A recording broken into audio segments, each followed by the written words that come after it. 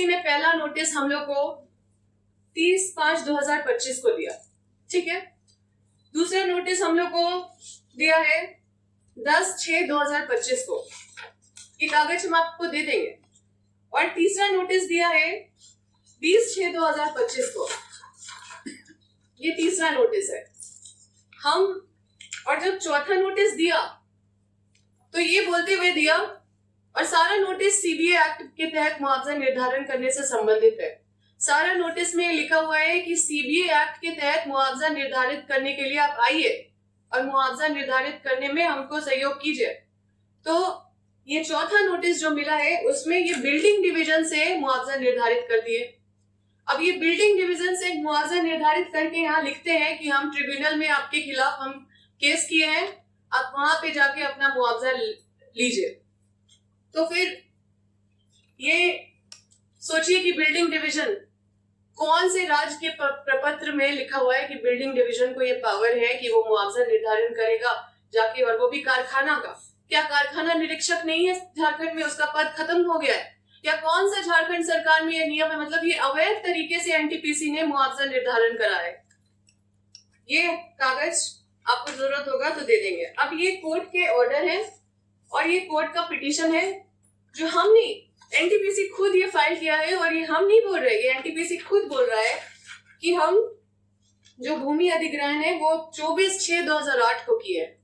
अब 24/6/2008 को भूमि अधिग्रहण किए हैं और 25 को हमको नोटिस दे रहे हैं मुआवजा निर्धारण करने का।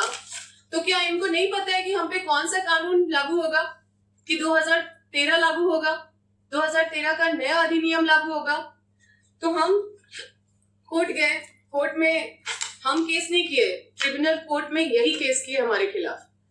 तो वहां पे ये लिखे हैं कि हम 24/6/2008 को हम अधिग्रहण किए हैं। तो 24/6/2008 को अधिग्रहण किए हैं, आज 2026 है। और ये कोर्ट में 2 प्रेयर करते हैं, ये इन्हीं का प्रेयर है। और हम ये भी बताते हैं कि हमारा भी केस चल रहा है, हम भी किए हैं एनटीपीसी के खिलाफ केस। और ये रिट पिटीशन जो हाईकोर्ट में है उसका नंबर 5483/25 है, जिसको जो एनटीपीसी के खिलाफ चल रहा है। तो ये रिट पिटीशन में हमने भी आईए फाइल किया था, आईए नंबर 540/2026 है, जिसमें हमने स्टे के लिए मांग किया था कि जबरन ये हमारा घर तोड़ने का प्रयास या साजिश किया जा रहा है, इसमें तुरंत स्टे लगाया जाए। और यहाँ पे जो एनटीपीसी ने प्रेयर किया, ये बहुत मजेदार प्रेयर है, आपको सुनना चाहिए। एक प्रेयर किया है कि नेसेसरी डायरेक्शन, मतलब डायरेक्शन दिया जाए, ये क्लेमेंट को डायरेक्शन दिया जाए विद के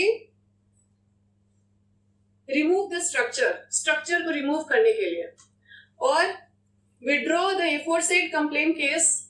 इतना मतलब हम कोई केस किए हैं हजारीबाग में, उसको विड्रॉ करने के लिए, ये सोचिए इनका इतना हिम्मत है, इनका मतलब गुंडागर्दी कोर्ट में भी चल रहा है कि ये कोर्ट में प्रेयर कर रहे हैं कि ये जो फलाना केस कंप्लेंट केस नंबर है इसको विड्रॉ करने के लिए बोला जाए, तब जाके इनको मुआवजा मिले। और ये मीडिया में आके बोल रहे हैं इनको मुआवजा मिल गया है, हम तो ये ऑर्डर आपको दे दे रहे हैं। ये इस तरह का प्रेयर कर रहे हैं, तो आप समझ सकते हैं इनका मंशा क्या है।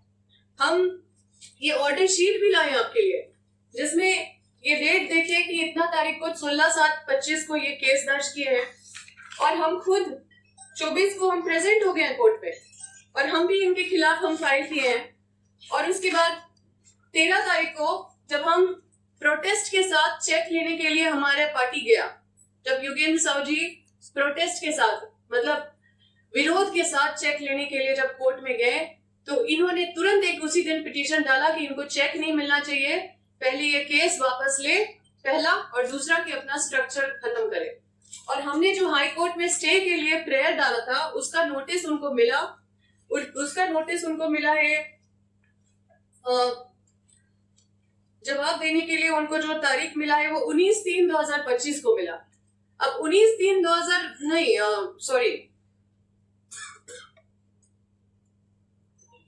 14/3/2026 को इनको नोटिस मिला, और 19/3 जैसे ही इनको स्टे का नोटिस हाथ में मिल गया, 19/3 2026 को ये जाके 2000 फोर्स के साथ घर को ध्वस्त कर दिए।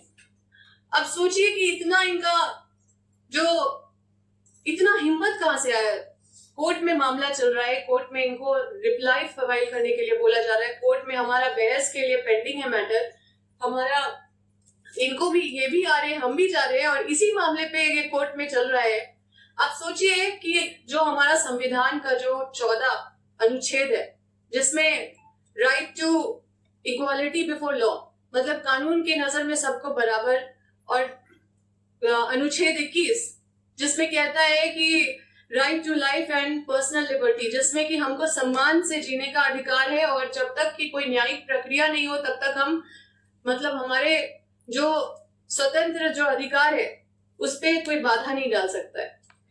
लेकिन ठीक ही राहुल गांधी जी बोलते हैं कि संविधान मर रहा है। आप सोचिए संविधान का धज्जी नहीं उड़ रहा है तो क्या उड़ रहा है।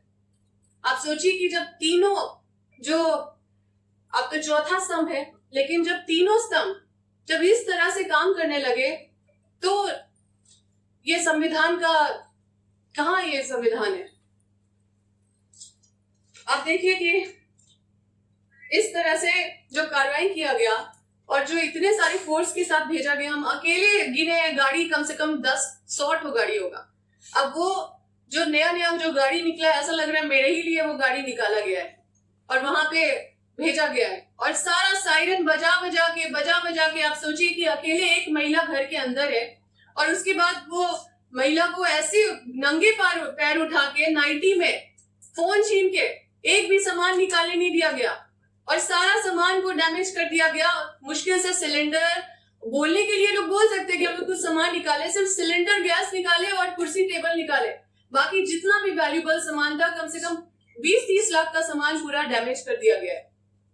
और जो भी डैमेज सामान भी कुछ लोग वहां पे निकाल के रखे थे उसको भी पुलिस उठा के ले गया। तो हम ये सारा कागज आपको सौंपते हैं, आप अपना अनुसंधान कीजिए कि क्या ये न्याय है। और ये एक थ्रेट मैसेज है झारखंड के रैयतों को जो देने का कोशिश किया गया है झारखंड पुलिस के द्वारा या कॉर्पोरेट के द्वारा। आप सोचिए कि एनटीपीसी के मतलब ये एनटीपीसी के पॉकेट में पुलिस प्रशासन, प्रशासनिक ऑफिसर या पुलिस ऑफिसर या सरकार या एनटीपीसी के पॉकेट में नहीं है। ऐसे ही इतना सारा फोर्स आ जा रहा है, और हमारे माननीय मुख्यमंत्री जी क्या वो पुलिस मंत्री नहीं है? क्या उनके बिना संज्ञान में आ जा रहा है? क्या एक बार भी मेरा सूद लिए कि क्या दिक्कत है? हम किसके लिए लड़ाई लड़ रहे हैं? ये हमारा व्यक्तिगत लड़ाई नहीं था। हम दूसरे का भी लड़ाई जब लड़ रहे थे तो समझौता कर लेते थे जो रैयत है, क्योंकि वो गरीबी में थे, उनका झोपड़ी टूटता था, घर टूटता था, तो उनको कुछ हल्का फुल्का मुआवजा मिलता था तो हम उनकी भी लड़ाई लड़ते थे। और उसके बाद फिर पता चलता था कि 2-4 लाख रुपए लेके वो बोले मैडम हम लड़ नहीं पाएंगे, छोड़िए ना। तो हम इस लड़ाई को उस आधार बना के पूरे क्षेत्र का लड़ाई, पूरे समझिए पूरे झारखंड का लड़ाई, इसी लड़ाई को हम समझ रहे थे। लेकिन हम ये भी बता देते हैं कि इन सबको हम जवाब देंगे, क्योंकि हमारे लड़ाई में कहीं पे भी कोई बेईमानी नहीं है, और हम लोग पूरा परिवार पूरे अपने आप को झोंक दिए हैं इस लड़ाई में। और आज हमारा अगर कोई साथ नहीं दे रहा है उनको भी एक दिन जवाब देना पड़ेगा, और हम अकेले भी ये लड़ाई को लड़के और उनको जीत के दिखाएंगे।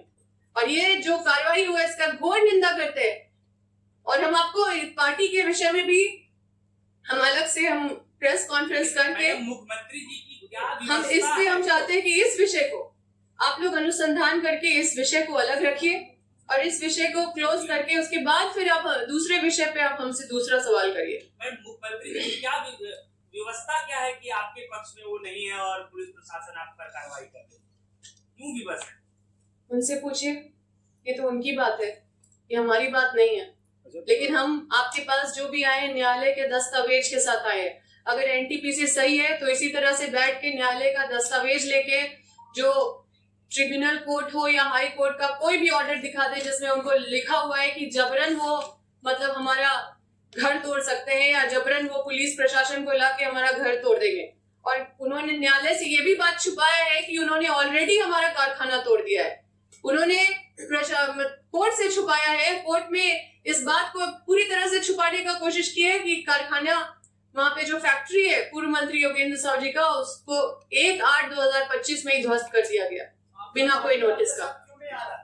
और आज आप लोग को मीडिया बाइट देते हैं एनटीपीसी के लोग कि हम लोग तो मुआवजा दे दिए, तो हम ये सारा चीज आप लोग को पास रख दिया है। और इस तरह से हम आपको बता रहे हैं कि अंबा जी एक सवाल है, ये मैसेज मतलब देने का जो कॉर्पोरेट ने कोशिश किया है कि जब तुम्हारे नेता के साथ हम ये हालत कर सकते हैं तो तुम लोगों का क्या हालत कर सकते हैं। ये जो थ्रेट मैसेज देने का कोशिश किया गया है ये सब कोई समझ रहा है, और इसकी लड़ाई तो हम लड़ेंगे और सबको कोर्ट पे घसीटेंगे और सबका धज्जी उड़ेगा। एक सवाल है, कार्यपालिका के तहत किया गया है कि डायरेक्ट? कोई तहत नहीं, क्योंकि कोर्ट में जब मामला चल रहा है आर्टिकल 21 क्या बोलता है, जब तक न्यायिक प्रक्रिया चल रहा है आपका कोर्ट में और जिस संबंध में चल रहा है और आप भी पिटीशन दायर कर रहे हैं, आप उसमें इन्वॉल्व हो चुके हैं, आपके पिटीशन पे सुनवाई होने वाला है, हम भी अपना रिप्लाई दे चुके हैं, तो आप उससे पहले कैसे कार्रवाई करेंगे? आप उससे पहले जबरन जाके 2000 फोर्स लेके, और जबकि हमने इसकी सूचना पार्टी में हर किसी को दिया, आला अधिकारियों को दिया। अम्बा जी, उस जमीन के लिए आपको कंपनसेशन किस एक्ट के तहत देना चाहिए? देखिए वो लोग बिल्डिंग डिवीजन से कंपनसेशन निर्धारित कराए हैं। आप बताइए, उनसे पूछिए कि कौन सा ऐसा प्रपत्र है, संग्रह है सरकार का जिसमें लिखा हुआ है कि बिल्डिंग डिवीजन कारखाना का मुआवजा निर्धारण करेगा या फिर घर का निर्धारण करेगा मुआवजा। ऐसा कोई नियम है क्या? ये अवैध तरीके से ये मुआवजा निर्धारण किया गया है। जो बातें आ रही कि सीबी एक्ट के तहत कार्रवाई की गई। देखिए हम तो सारा न्यायिक पेपर, जितना भी न्यायालय का कागज है, कोर्ट का ऑर्डर है, सब लेके आए हैं। अब आप उनको बोलिए कि अगर आपको ऐसा ऑर्डर मिला है तो आप भी लेके इस तरह से प्रेस कॉन्फ्रेंस कीजिए कि आपको न्यायालय ने बोला है कि आप जाके घर तोड़ दो, इस तरह का कुछ बोला है। जब सुनवाई हो रही थी और इस पे सुनवाई के लिए डेट रखा गया था, तो आपको जब स्टे ऑर्डर का जब नोटिस मिल गया तो आप तुरंत आनंद फानंद में सारे मतलब जबरन जाके घर कैसे तोड़ दिए। आपको न्यायालय का भी कोई इज्जत नहीं है, कोई सम्मान नहीं है। आप हाई कोर्ट और ट्रिब्यूनल कोर्ट को भी कुछ नहीं समझते हैं, आप उससे भी बड़े अपने आप को समझते हैं। तो ये चीज आप लोगों के बीच में हम रखते हैं और आप लोगों से सवाल करते हैं। हम आप जनता से भी ये सवाल करना चाहते हैं कि क्या हमारा झारखंड जल जंगल जमीन के अधिकार की रक्षा करने के लिए बनी है, या यहाँ पे अबुआ का राज है या बबुआ का राज है? ये सवाल का जवाब आप लोग दे दीजिए। मैडम 2019 में आपकी बनी थी, 2019 बनी थी जिसमें आप सवाल है कि जब 2019 में आप विधायक बनी थी तो विधानसभा में यही चीज का मामला उठाई थी, सभा ने एक्सेप्ट भी किया, कमेटी भी गठन की, आप कमिश्नर के साथ बैठी भी, क्या रिजल्ट और क्या जवाब आया आज तक ओपन नहीं हुआ। देखिए हमेशा हमने आप लोग के बीच में एक एक चीज रखते गई हूँ, हमेशा प्रेस कॉन्फ्रेंस करके आप लोग को बताते गए हैं कि उस कमेटी में दो अलग अलग रिपोर्ट बना। जो रिपोर्ट कमिश्नर की अध्यक्षता में बनना चाहिए था वो कमिश्नर ने बनाया, लेकिन उसमें डीसी और एनटीपीसी साइन नहीं किया। तो फिर आप डीसी और एनटीपीसी साइन नहीं किया और समझिए खलबली हो गया कि 2013 कैसे लागू कर देंगे, क्योंकि जो मुआवजा दिए फिर से मुआवजा निर्धारण करना पड़ेगा उनको। उसके लेकर के आप 4 साल विधायक रहे लेकिन उस पेपर को ओपन नहीं। देखिए आखिर क्या लालच थी आपके मन में? देखिए सबसे पहले थोड़ा भाषा को अपना तरीके से आप लोग पेश कीजिए, बिना कोई चीज जाने आप लोग कुछ भी शब्द का प्रयोग मत कीजिए। आप लोग जानते हैं कि जब हम विधायक बने तो 2 साल तो कोरोना था, 3 साल हम लगातार कोशिश किए, जिसका परिणाम स्वरूप आपको पता है कि विस्थापन आयोग का गठन हमारे प्रयास से 8 अगस्त को ही 2024 को ही हो गया था, जिसका नियमावली पिछले साल मुहर लगा था। तो ये हमने हमेशा प्रयास किया है, और ये जो आपको अपना उपलब्धि बताएं 5 लाख मुआवजा जो हमने क्षेत्र में बढ़ाया, जो 20 से 25 लाख हुआ, वो हमारा ही संघर्ष का देन था। जो ये 58.88 एकड़ जो जमीन जो रैयतों को वापस करवाया वो भी हमारा ही संघर्ष था, और इसमें हमने लगातार लड़ाई लड़ी है। और नतीजा ये है कि कमेटी भी बना गया और कमेटी में रिपोर्ट भी आया, लेकिन उस रिपोर्ट में कमिश्नर के अलावा डीसी और एनटीपीसी साइन नहीं किया। तो उसके लेकर के फिर आपके बिल्कुल गए, फिर से रिपोर्ट वापस गया।